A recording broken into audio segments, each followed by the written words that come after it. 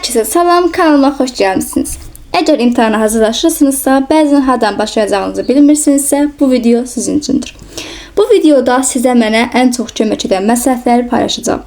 Ümid edirəm ki, bu məsləhətlər sizə dərslərinizi daha planlı şəkildə oxumağa və hədəflərinizi təsdiqləməyə kömək edəcək.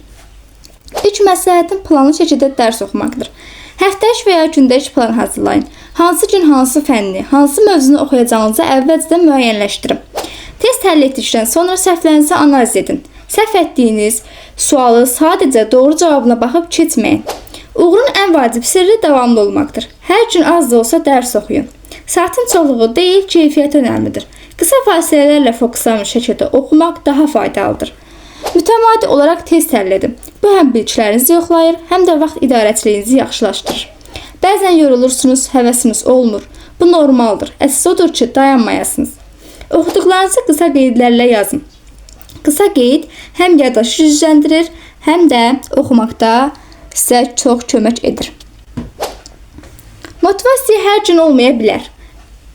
Belə günlərdə intizamlı olmağa çalışın. Sizi məqsədinizə aparan şey motivasiya yox, davamlılıqdır. Özünüzü başqalarıyla müqayisə etməyin. Hər kəsin öyrənmə tempi fərqlidir. Siz yalnız öz inkişafınıza diqqət yetirin. Yol bəzən çətin görünə bilər, amma səbirli olun. Bugünkü zəhmətiniz gələcəkdəki uğurunuzun əsasını qoyur.